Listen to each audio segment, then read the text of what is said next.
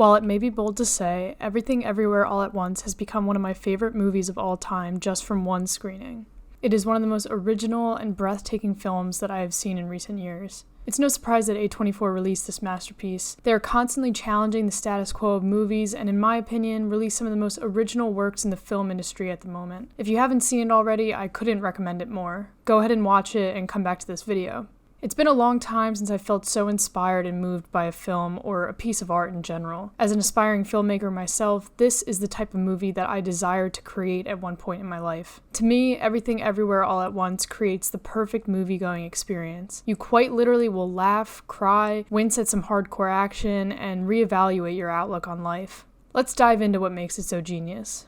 I'm assuming you've seen the film already, so if you haven't, you probably won't really understand much of what I'm saying. Disclaimer, this is not a review, it's meant to be an analysis, or simply an appreciation for a great movie. I have to begin by discussing the multiverse, and what makes it so unique in this film. The theory of the multiverse is the idea that millions upon millions of versions of every single person on Earth exist in different universes. There's not just one universe, there's a multiverse. Every single small decision that any given person makes creates a new universe. To no surprise, this makes for an infinite amount of universes. The Alphaverse was the first universe that developed technology to project their own consciousness into the bodies of their counterparts, giving them their memories, skills, and emotions, all while retaining their own. This is called verse jumping. When Alpha Waymond is able to verse jump and meet the Evelyn that we know, he recruits her to stop who is known as Jobu Tupaki, none other than the Alpha counterpart of Evelyn and Waymond's daughter, Joy. We come to learn that Alpha Waymond's Evelyn had subjected Alpha Joy to rigorous verse jumping experiments, making her what is called omniversal. This is what happens when you become too many versions of yourself until you damage your consciousness so severely that you then experience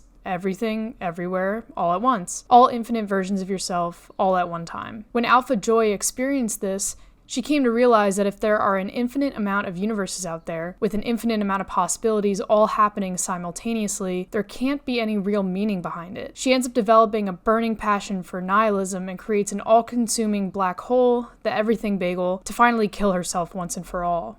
If nothing matters, why would she want to be alive and continue to watch herself fail at meaningless things? The Daniels actually said that the multiverse equates to modern-day life online. People who have grown up in this digital age have a totally different scale to the world than generations before us. Jobu embodies this metaphor. She's measured her own value, impact, and suffering against literally every single universe in existence, and she can no longer bear it, much like we constantly compare ourselves to the entirety of the world when it's right at our fingertips. Her only wish is that there was someone out there who is omniversal like herself, so that maybe she could talk things out with them and feel a little less alone in her suffering. Lucky for her, she's finally able to do this once Evelyn becomes omniversal herself in an attempt to save her daughter.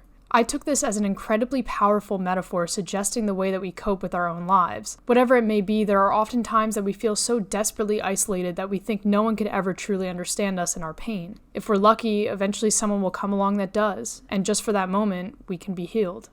The interesting part about life is that we can go through the same horrible event as someone else and be left with an entirely different lesson to take away. Some people may lose a loved one and become isolated and angry at the world, while others may regain a newfound appreciation for life and seek to bring more joy into the world. This concept is demonstrated with Joy and Evelyn as Joy becomes nihilistic after her omniversal conversion, while Evelyn actually becomes absurdist.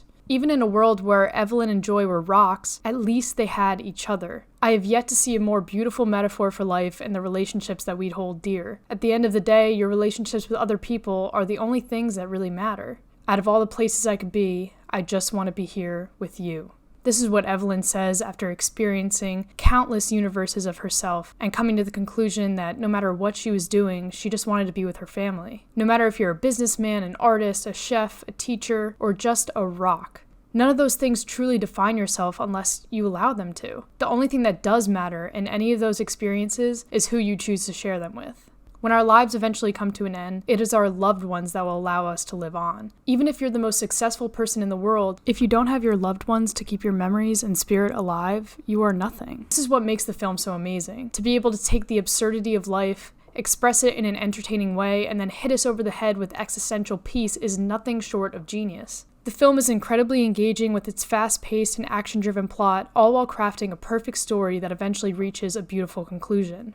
I have to give a special mention to their cinematography and editing as well, as it masterfully moves the story along. Their match cuts created a gorgeous movie-going experience. There's honestly nothing about this movie that I didn't like. One of my favorite parts of the film, which I feel has gone far too undiscussed in reviews and videos that I've seen, is the ongoing conversation between Evelyn and Waymond in the movie universe, where they did not end up together. In my opinion, it sums up the entire ideology of the film.